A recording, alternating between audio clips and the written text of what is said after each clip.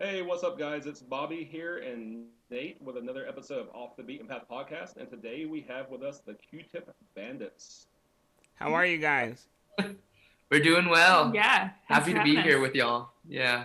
Awesome. Thanks for coming on and just give us a little introduction of who you guys are and how you got started as a Q-Tip Bandits. Totally. Yeah.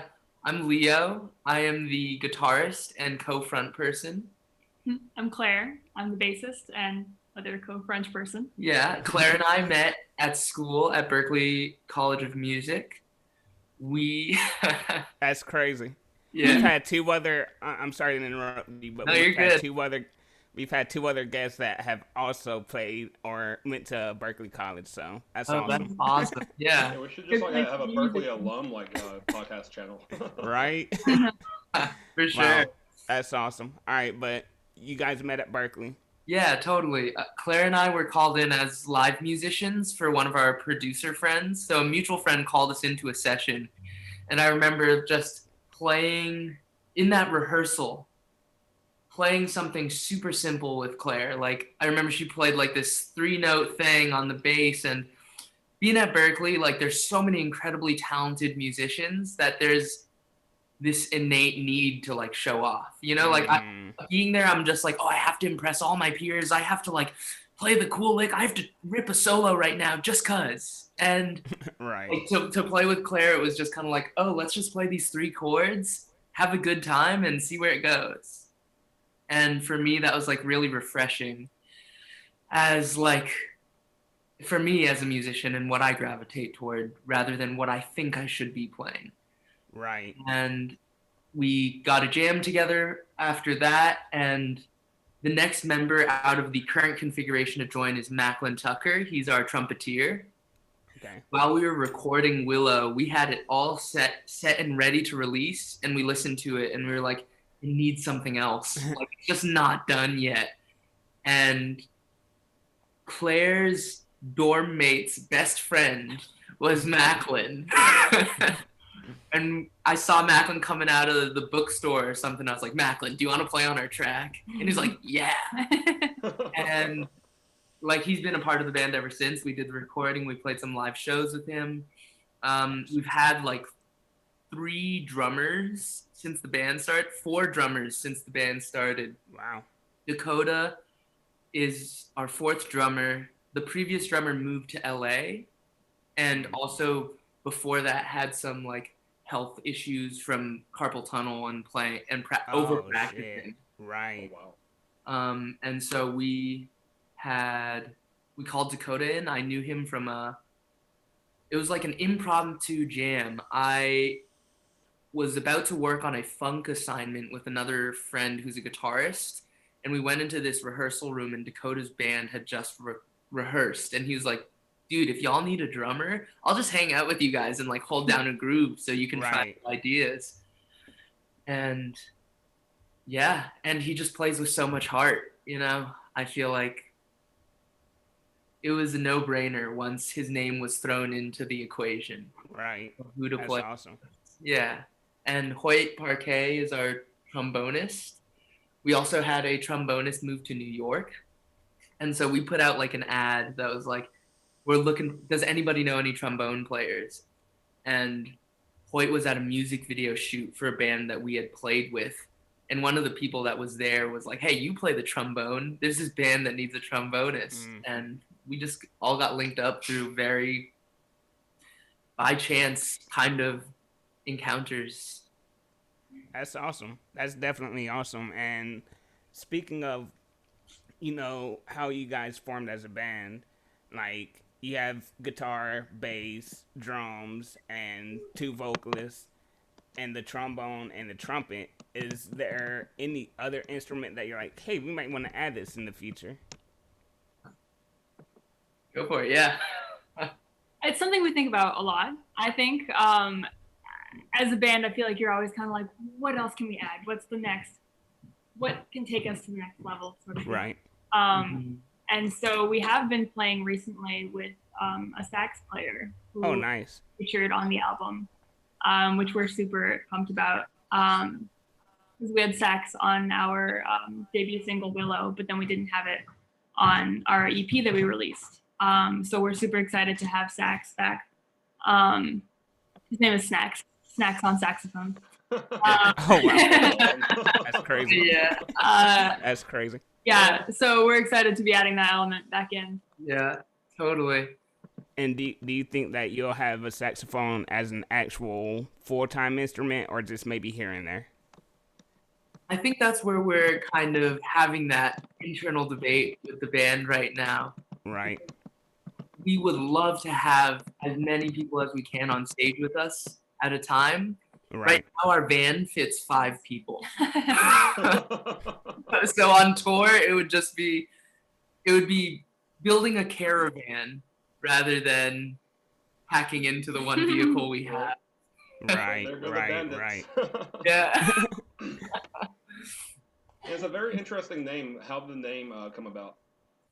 Yeah, because when I think of the Q-Tip Bandits, I think they're going to come steal my Q-tips, and now my ears are going to be clogged, and now I can't listen to their beautiful music, so... No, I like that perspective. It came up in the original group, we were just like dipping into that creative void and just shooting out random names. Like, let's just come up with a band name. We got to have a name.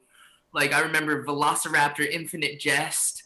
I remember, like, all these names being thrown out there. And I said the Q-Tip Bandits. And I remember the cellist was looking for a group name for her string quartet. And she kind of brought that up in the discussion. And I was like, what about the Q-Tip Bandits?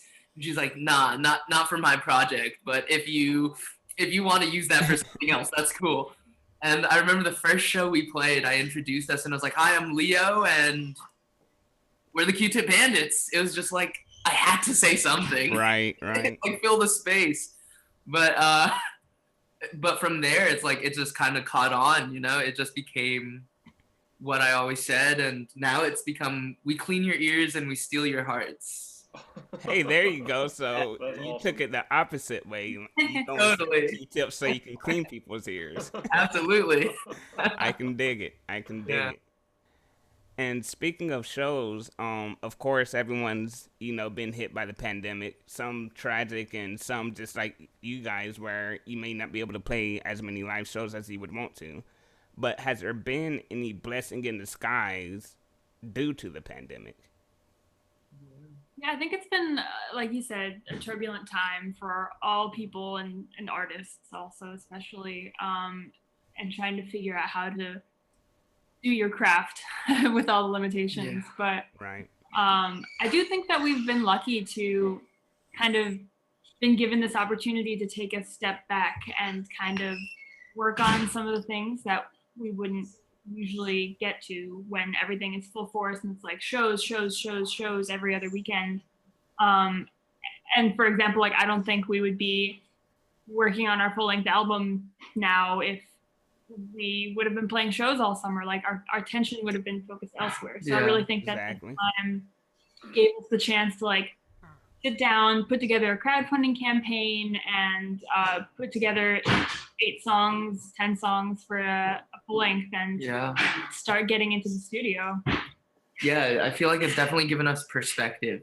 I feel like we were going so full steam ahead. There's that mentality of like, we have to be doing things all the time or we're going to fall behind. There's this like invisible self-made schedule that we're following. Right.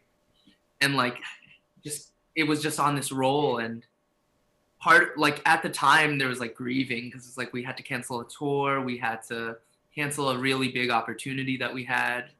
But in looking back on it now, it's like it gave us a chance to take a step back, gain some perspective, and realize that there is no rush to what we do. And like, if we're compromising the quality of our work in order to get it out by a deadline, then we're not serving ourselves or the people that enjoy our music.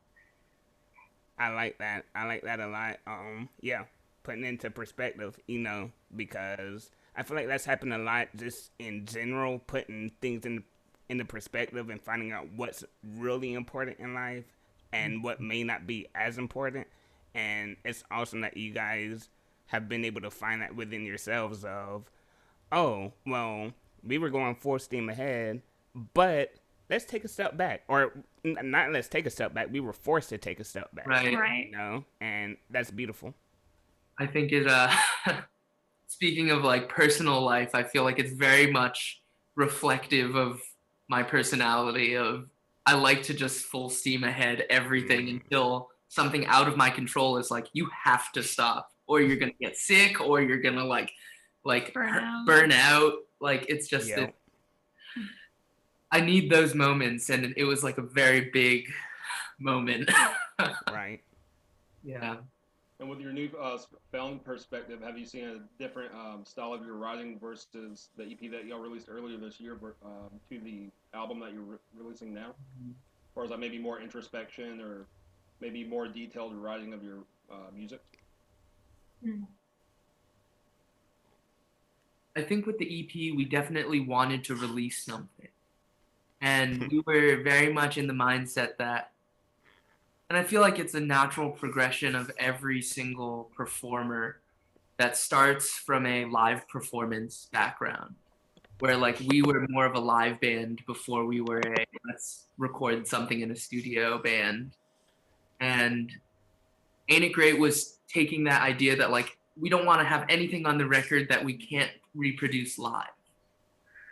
And I think with the time and space that we've had to sit with this new collection of songs and like let it marinate, it's like new ideas are always popping in where it's like, man, we may not be able to recreate that live, but that texture really brings the recording to life. Right. So this element really works, and really kind of embracing the fact that everything that we create is its own entity. Like our recording is our recording of the song.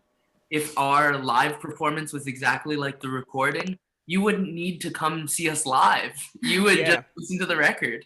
Yeah, that's boring.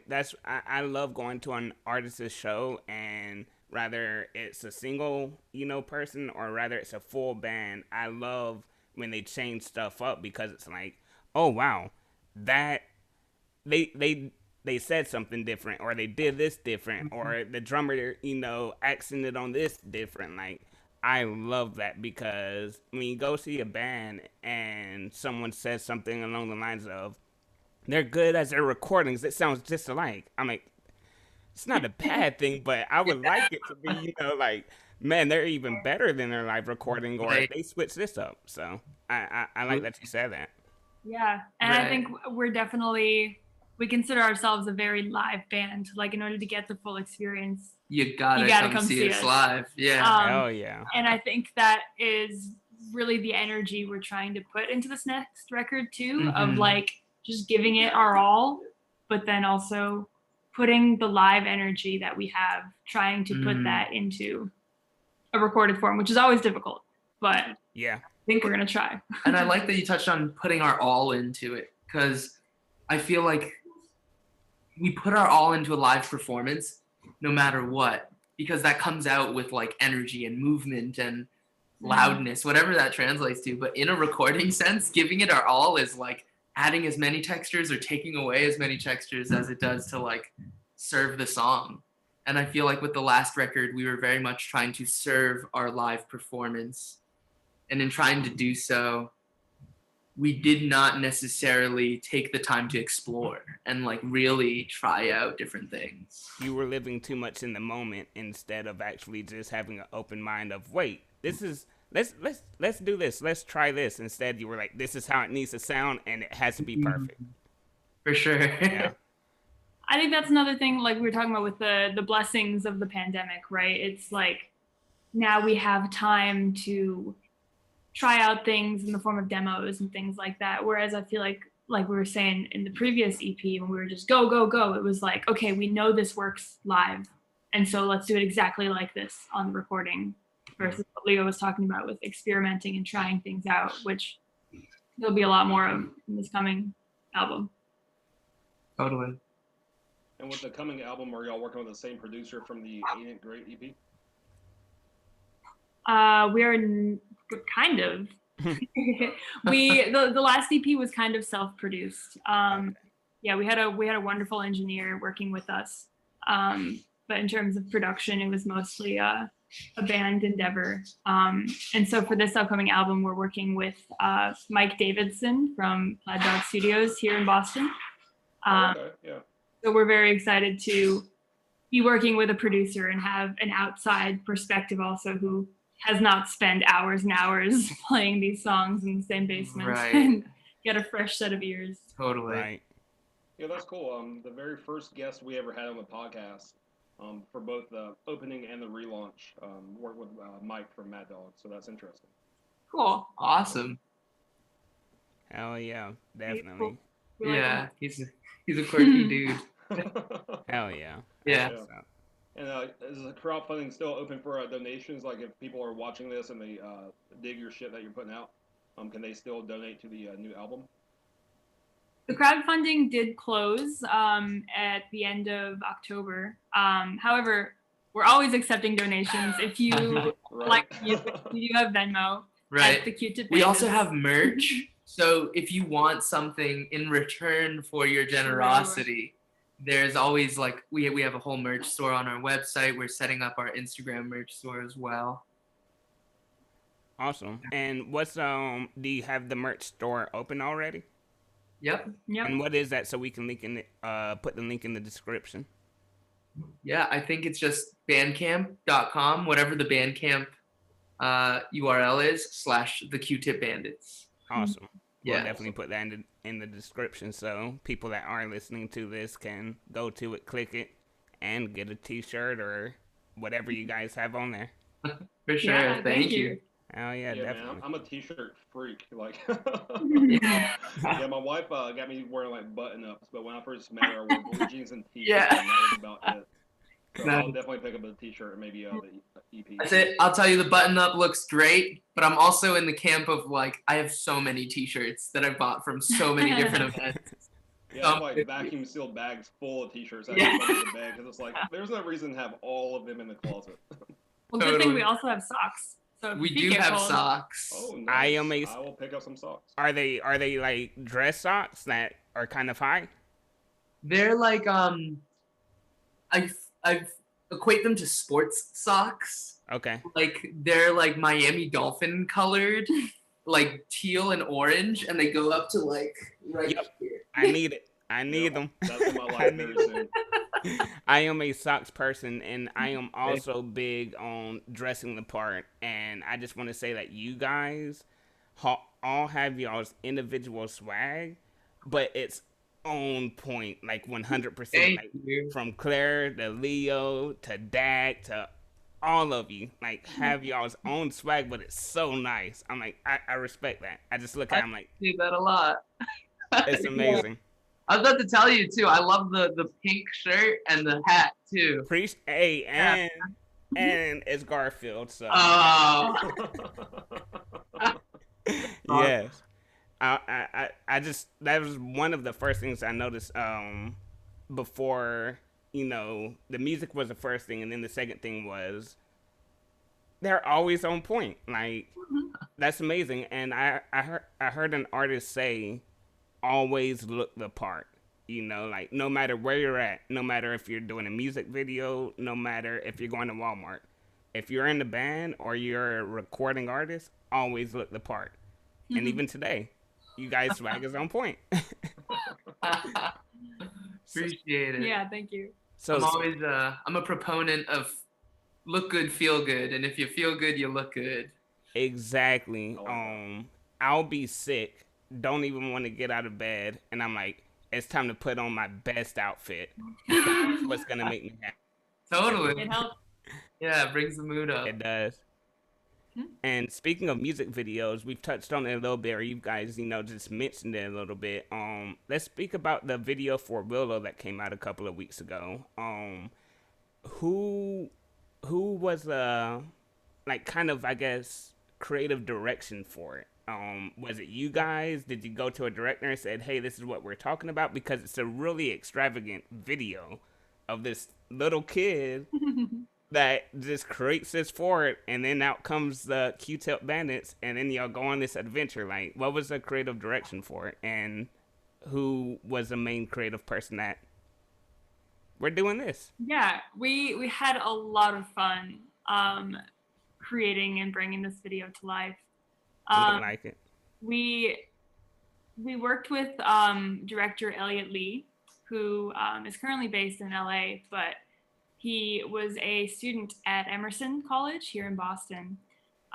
He just graduated recently, and we actually met him and his group of friends that were out that same day, who also worked on the music video with us, Gabe and Sorrow.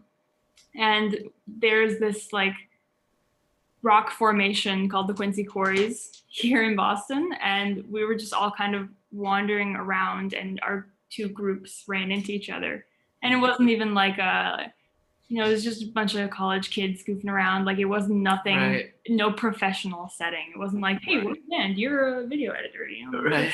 Let's link up. It was like, hey, you guys are flying a drone. That's cool. Right. Right. And so we met them, and we thought they were super cool, followed each other on Instagram, that sort of thing. And throughout our like 2-3 years of knowing each other, that friendship and that bond kept like forming, and they would come and film some of our live shows, and like we did the soundtrack for Elliot's senior thesis. And so it was kind of just like this mutually beneficial like director band relationship. Totally. And so one of the things that Elliot had said he really wanted to work on with us was a music video for Willow. And we had this whole elaborate plan originally that had to be scrapped and rewritten many times because of the pandemic, and just things kept coming up that we had to rewrite the entire script pretty much within like 2 weeks or so of the filming date. And so we sat down in the Zoom call like this, and we're like, okay, these are the resources we have. Yeah, this How is what we can have we to make work this with. work? What story can we tell? Right. And so it was a very mutually collaborative effort between Elliot and between the band, and just crafting this story that we now have. Yeah.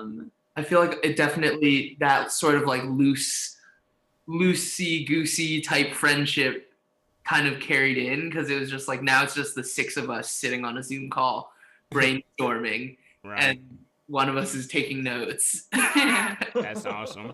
That's awesome. Yeah, and I honestly, I want to ask, but I don't want to ask, and I'll tell you why I want to ask. I want to ask, what exactly is the video about? What is the intention? But the reason I'm not going to ask, if you want to answer, you can, but the reason I'm not going to ask is because art is beautiful in the sense that you can look at something and be like, oh, this is what I took away from it. But Bobby may look at the same video for Willow and be like, no, this is what I took away from it.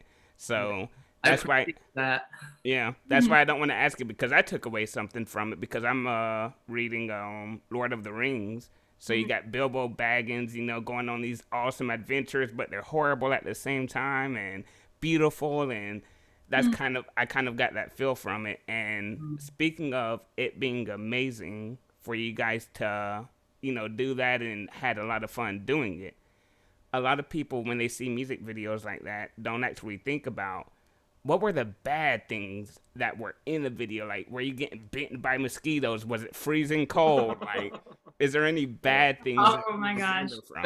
I know y'all are from the South, and the temperatures I'm throwing out there may not be that extreme to the two of you, but it was like high 90s outside when we were shooting, and it was just like wet. 90-degree. There was no shade. We were in. You guys have seen the video. We were running through fields. Right. This was our first ever music video, so we didn't really know what to expect. But we came dressed in our long jeans, black jeans outfit, and our director Elliot would be like, "Okay, now let's have you guys run through that field." And then we're like, "Okay, give it our all. Run through the field." It's like, "Okay, again." Do it again. Okay. And they're like, "Okay, again." And it was just like like over and over us like.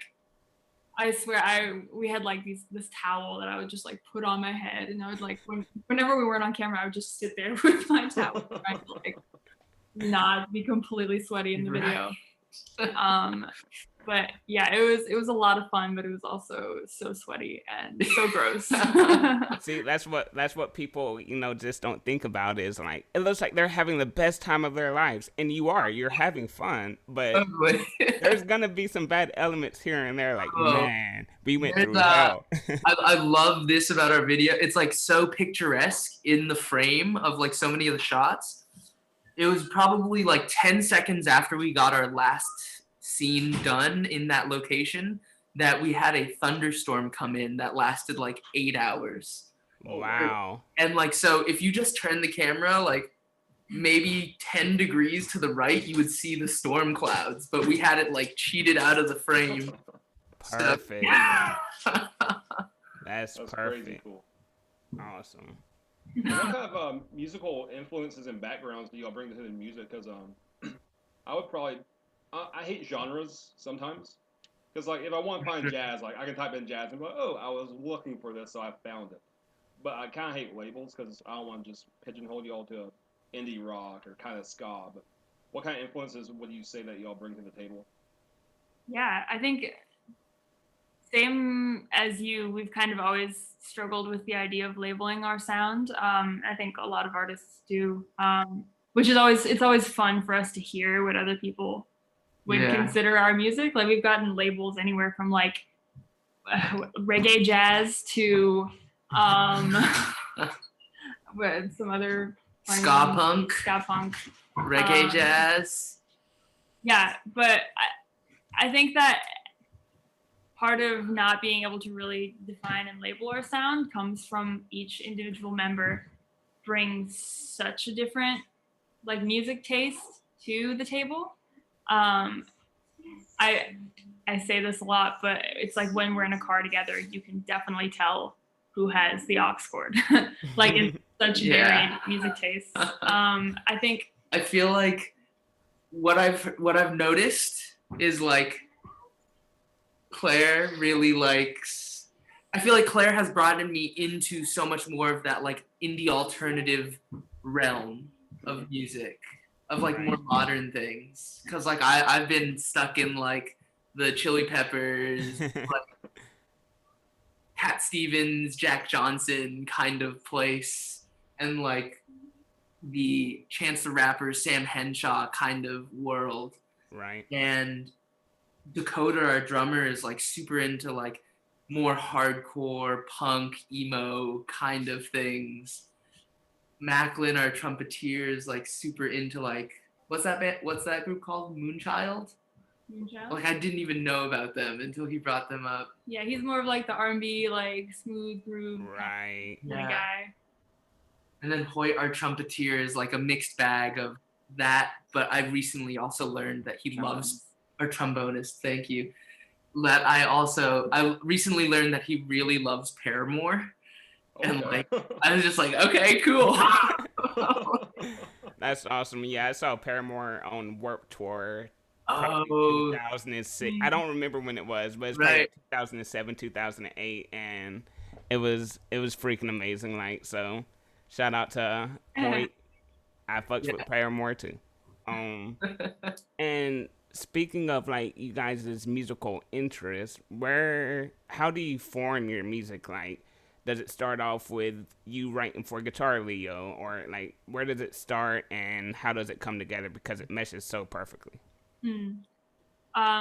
Right now, and this may change in the future, but right now kind of our process is Leo and I are the main songwriters. But we very much write separately. Like we'll each go into our own little songwriting caves and we'll come out and be like, here's a song. Right. But it'll be I made this for you. But it'll be like, the lyrics, melody, and like chords and like the basic bones of a song, and then we'll bring it into the band in rehearsal, and that's when the song will really become like what it is. It's not like we sit down and like write out all the horn parts or like okay, like Dakota, this is what you're gonna play. It's very much of like, here is the skeleton of the song. Let's make it into something and let's jam it out until it feels good. Totally. And I feel like Willow was definitely like that, you know, like to take Willow as an example, it was a slow jam before like I played it with the band, you know, like it was in the original like version of it is still on SoundCloud somewhere. But it was very slow, very like chill. Right. Yeah, I think there's a big part of like there's a reason why we are the Q-Tip Bandits and not Claire Davis or Leo Sun, and trying to bring that element that we are 5 creatives creating one piece of art together rather than one person that has artistic direction that tells everybody what to do. Exactly. Of course, there's the band leader role that naturally starts to happen. Everybody, I feel like there's different band leaders for each song. Like somebody is very passionate about one song and they have all the ideas and they're like, okay, I know exactly how I want to hear this song right now. And they'll take the lead. But it's very much this conglomeration, congelation of like all of us throwing ideas out. No, that's awesome. I almost said that's how it should be, but there is a wrong way, but there's so many right ways when it comes to actually creating music with bands. You know, like in our band, our guitarist is actually the one who does everything, and then he sends it to our drummer with drum tracks already. So the drummer's like, okay, this is an idea he wanted, but I'm the drummer, so I know what to do on this. And then he throws backtracks on it with like keys or synths or, you know, things of that nature. And then when it gets to me, I just follow what the guitarist is doing, you know, the one who wrote it, and then the vocalist writes. So that's our way of doing it. But honestly, I like you guys' way better because when I was in the old band, it was kind of the same thing of like, we created this, like you said, this is for you. Yeah. But let me throw in this idea, or let me. Right. We're playing this too many measures, you know, like let's cut it down 2 bars, like. So I like that. Yeah. I agree. I think there's definitely that that takes a lot of communication. Yep. And sometimes like a lot of compromise. And it's tough to I'll speak personally because I feel like that's just my personality type. Like in this process I've learned to be more vulnerable and to be able to let go of my idea and be like, I really loved my idea, but if nobody else is gelling with it, then it's not my call. You know, it's the band's call, and I'm with the band no matter what the band decides. And that's kind of like the tribe mentality of it all. Yeah. And I kind of liken a band to like a marriage where it's very similar. Like, hey, I brought this idea to the table for the family, but I don't run the family. Right. Me and my wife both decide, or if it's like extended family, the whole family discusses, hey, what are we doing for the holidays? Not just let's do this one person's idea. For sure, yeah. Absolutely. Learning that give and take is very important. I think when it comes to any type of art, if it's a collaboration, but especially with a band. Yeah. Mm-hmm. And also, like Leo, how you can be introspective and maybe even apply that to your life, where you're like, I've been holding on to this, and that could even that can apply to like your actual life outside of the band, nothing to do with the band, rather it's a friendship, a spouse, or whatever it is, of like, now you're more vulnerable, you know how to be more vulnerable, so let me bring this idea to this person who I love, and if they shut it down, don't get all, wait, no, that's a great idea. Like, no, let me maybe why don't you why don't you like it? Yeah, you hit the nail on the head, man. Every day there's something that I need to, and sometimes I make the better decision or the more helpful decision. Sometimes I still fall into that like, but I think my idea is great. What do you mean? And it's a constant thing. Yeah. We're all human, man, and like I'm a defensive person, so yeah, if I come to you with something and I think it's amazing and I didn't prepare for you to shut it down, and then you shut it down, I'm like, why? Is it something I did? Like, Right? I'm taking this personally now. Like, Is it how I said it? Should I have like worded it differently? exactly. And Nate's also very persistent. Like we agree on so much. I mean, being brothers, it's natural that we would. But Yeah. I'm like, nah, dude, I don't know about that one. And he's like, yeah, but I'm like, no. And then he'll word it differently. I'm like, but you just said the same thing, so it's still no. That's me 100%. And you've touched on it a little bit. What's I got a couple of questions. When the album that you guys are working on, do you have a set time frame? Not like we have to have it out by spring 2021, but do you have a set time frame for it to be released yet? We are thinking that it probably will be out end of spring of 2021, but like we were talking about earlier, we are not going to give ourselves a hard deadline. We're going to let it happen as it happens and let it flow. The deadline will be set once all the songs are mixed and mastered, rather than the other way around. Yeah. I think that's where a lot of artists fail at, especially up and coming artists, is they'll say December 29th we're gonna have an album coming out, and then December 29th comes and they have 3 songs recorded that they actually it's like, okay, it's being pushed back. It's like, no, like you can mention that you're working on an album, but it's so much smarter to say, hey, we're working on an album, and then once everything's mixed and mastered, like, hey, I think 4 weeks out, would be good. Okay, May 29th, you guys are gonna have a new album, and do you have a name for the album yet? You do. Yeah. No, and take it away. Oh, me? Yeah, no, this is all you. I give this honor to you. Thank you. Yeah. The album is called Melancholy Flowers. Melancholy Flowers. And what's the meaning behind that, if you don't mind me asking? Man, I recently, so we decorated our van for a recent music video to say Melancholy Flowers because it's supposed to be one of the characters' day jobs is a flower delivery person. And we had somebody walk by and they're like, oh, Melancholy Flowers, it sounds like a funeral flower delivery service. And like that idea has just stuck with me, where it's like the message or the mission of the band is always to like put out light and positive vibrations and like and joy, but joy that is not found in like ignorance, not joy that's like we're running out just being wild and having a good time just cuz. It's like I'm running out being wild, having a good time because I know how bad it has been or how bad it could be. So I'm gonna appreciate the time we have. And the idea of Melancholy Flowers is like this beautiful thing in a very sad setting with when they mention the funeral flower. Right. I like that a lot.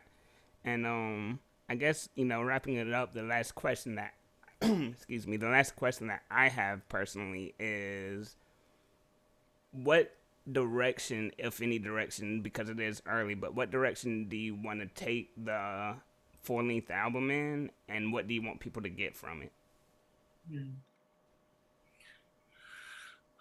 I think it's tough to say direction. I think in direction we will only know the direction after it's already out. You're letting it guide you. Right, where we just want to put ourselves into the project as much as we can right now. When it comes to just like what I personally want, and I'm sure you have your own desire for how this album reaches people, but I feel like I just wanted to, you know the song Pumped Up Kicks by Foster the People? Yep. And how the music is just so happy and like it just makes you want to dance and smile, but you take 1 second to listen to the lyric. You're like, what are they talking about? What is happening? Yeah, it's rough. And so I kind of want the music to be this thing that like in passing, like if you hear it, you'll feel good. You'll feel happy. It'll be uplifting. But if you take the time to really listen to it, you'll be like, oh, there's a darkness that drives this happiness right now. There's something else underneath the surface, Speaking of that, I said it was my last question. Actually, this isn't a question, so maybe it was my last question. But speaking of that, on the 3-song EP, what is it? Ain't It Great? My favorite song is "What's Your Drug?" because it's the same type of thing that you were just mentioning. Like it has that, oh man, let's dance, let's have a good time, but listen to the lyrics. Like you guys are speaking about some real shit, and that's awesome. I appreciate that a lot. Yeah, Yes. that song has a special place for me. Awesome. Yeah. Awesome. Speaking of that special place, do you want to talk about how it came about? Yeah, totally. I am a person in recovery. So as of today, I'm about 5 years and 3 months, 4 months clean and sober from drugs and alcohol. Congratulations. Congratulations. That's awesome, man. I appreciate that very much. Yeah, yeah. It definitely, and how that ties into the song is definitely like, even today in sobriety, like I latch on to things, I latch on to, we were talking about like holding on to the idea, not being able to let it go, or holding on to that expectation and not being able to let it go, holding on to anger or happiness or sadness, or holding on to something else. Like I play chess obsessively today. Like it is literally like any moment I can get, I'm on my phone playing a game of chess. Like I'm Me too. so yes. Dude, our dad Yeah. will play 49 games at a time because he has a premium version where he can play more than 50. Oh wow. Yeah. I'm like, oh my god. And I have an addictive personality, so I'm the same way. Like when it comes to alcohol, I'm always drinking. When it comes to chess, I'm like, I have to play. Totally. Yeah. So, yeah, we're laughing about it. It's real shit, and I understand what you're saying. Totally. And the song is just kind of touching on everybody has their thing. It's not just because for me it was drugs and alcohol for so long. It doesn't mean now that I'm without that there's nothing else that takes that place. And everybody has their thing, but at the end of the day, it's like what that last line in the song, it's like at the end of the day, it's what I really want to be hooked on is love. What I really want to be striving for every single day and obsessing about is how I can love and how I can create that feeling in this world. And that's so fucking beautiful because when I first heard the song, I listened to it and I was like, oh, hell yeah. And then I was like, no, let me listen to the lyrics so I rewind it. And then when I got to the end, I kind of missed it. I was like, wait, he said something about love. So I rewinded it just a little bit. And I'm like, he wrapped this up perfectly. And just the music behind it is fucking amazing. But the lyrics are fucking awesome. And I was talking on the phone with my cousin a couple weeks ago, just telling him, like, everyone either is addicted to something or hasn't been addicted to something. And rather that's a good thing, such as reading, or rather it's a horrible thing, such as alcohol or drugs, everyone is or has been addicted to something. So listening to that song, I'm like, I fucks with this. I relate to this. This is awesome. Man, I appreciate that a lot. That it warms my heart to hear when people connect to that song and took the time to listen to it, not just hear it in passing. Yeah. I appreciate you guys for y'all's great music and also just, being vulnerable with writing lyrics and actually putting it out to the atmosphere. Because it does take, it takes, a lot. Like, okay, do I really want people to know this about me? Total strangers. So that's awesome, man. Yeah. And with your successful sobriety of over 5 years, one thing I'm working on is also sobriety from alcohol. I think that's very up and down in the beginning. I feel like for me, it's the first 6 months, because this is my second attempt. I think it's the first 6 months that's the most difficult because it's a new thing that I'm working on. So there's slip up, there's fallbacks, there's guilt, and then self-forgiveness. But for me, the most difficult thing is finding something to replace the physical time where I would have been spent using substance, but also replacing the emotional draw that draws me to something to latch onto, period. What kind of methods have you used to replace your vices with something that's more positive? Totally. I think for me, that 6-month period of early sobriety that you're talking about, where it's like just the physical compulsion, physical addiction to drinking, of like having something to do when I'm bored, or like just filling my time. That first 6 months, I practiced guitar like 8 to 10 hours a day. Like I genuinely just like Wow. I got into a place where, in retrospect, it wasn't healthy.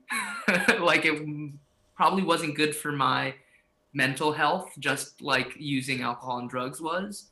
But Right. like you said, it was damage control. It was like I could be doing something so much worse right now. I'm shutting out the entire world, and I still think I'm better than everybody, and I know all the answers. Whatever, like that ego-driven life, ego-driven mentality.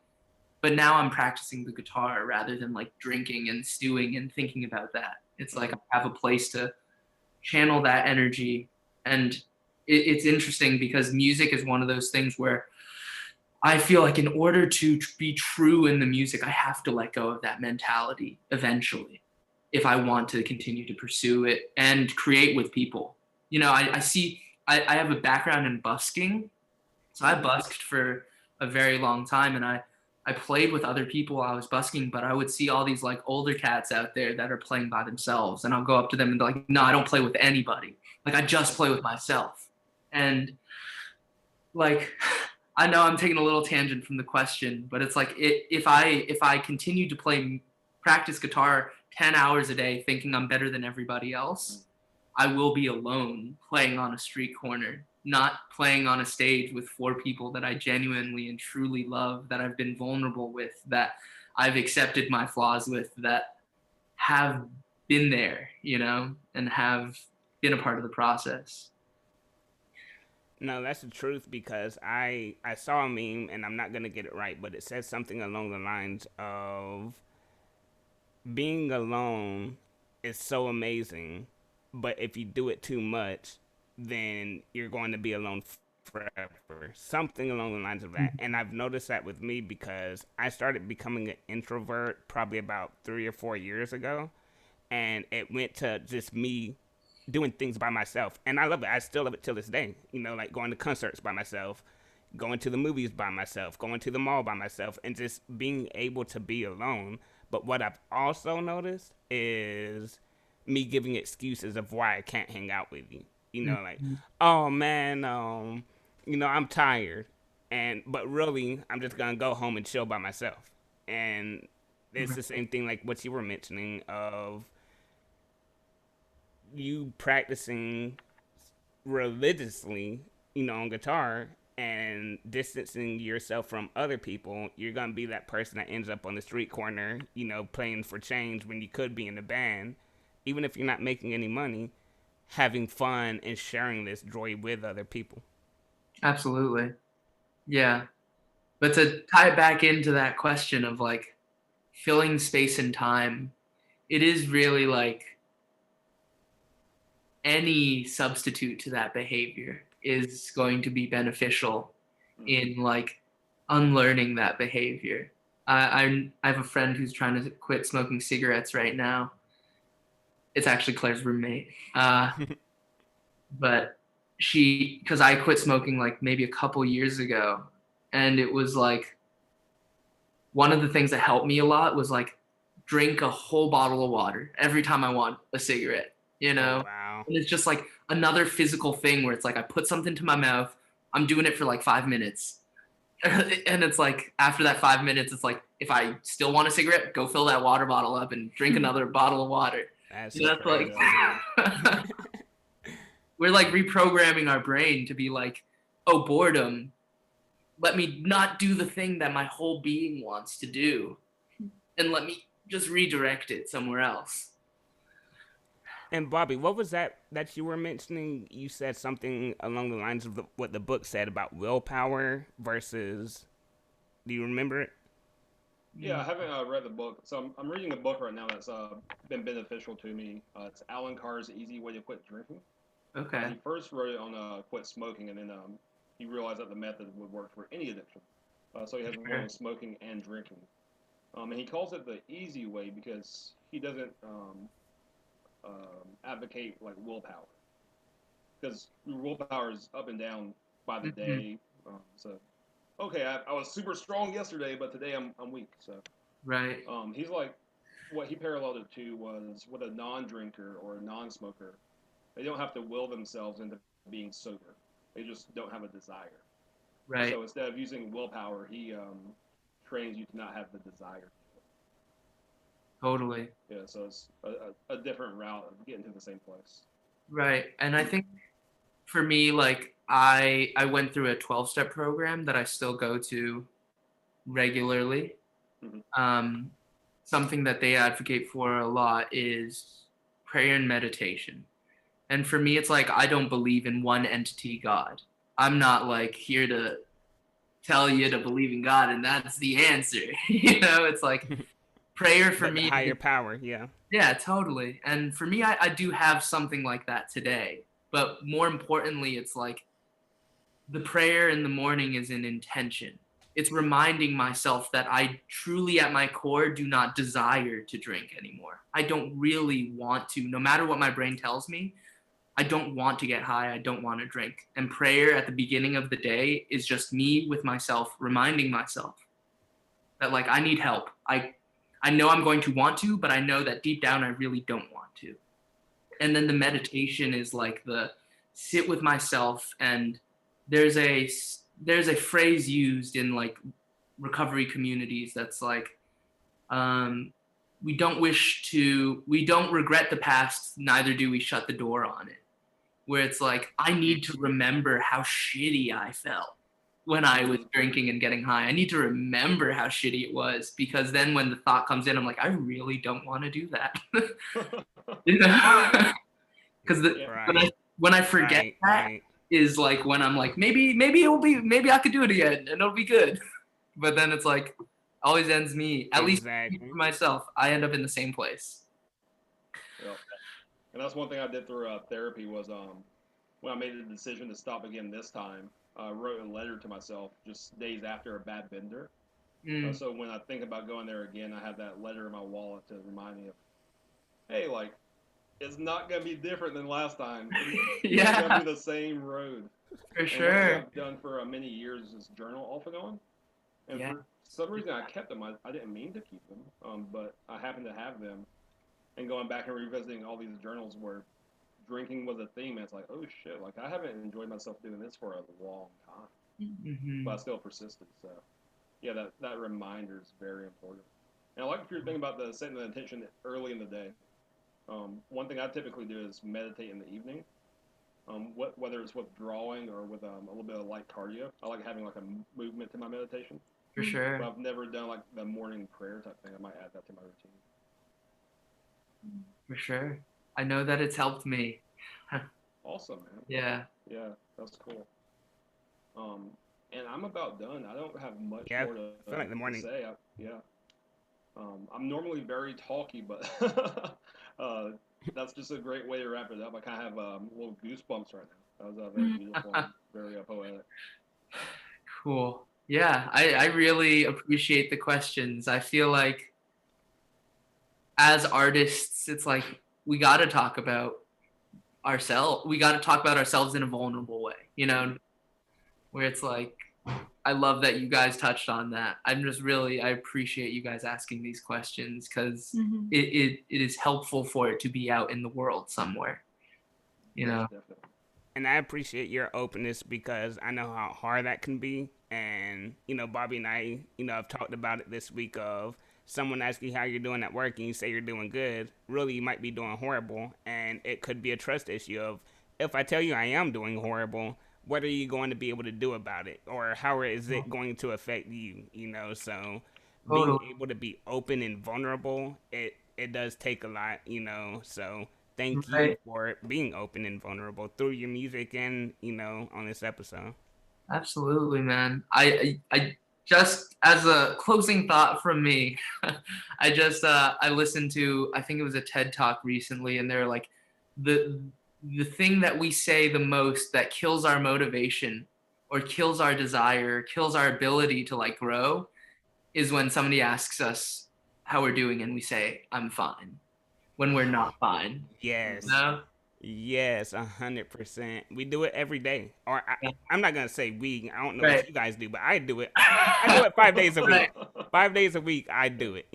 Like, it's not that I'm depressed. I honestly got blessed and I don't deal with depression on a daily basis, but there's a lot of times where I'm not happy and I'm going to tell you that, oh, I'm good, how are you? Just so it doesn't I don't feel like a burden, you know. Right. Also, I don't trust you to bring you into my life. Like, if Bobby asks me how I'm doing, I might be like, yeah, I'm not too good, man, but what's up with you, you know? But even that, I might be like, yeah, I'm good, man, what's going on, you know? And I'm really not doing good.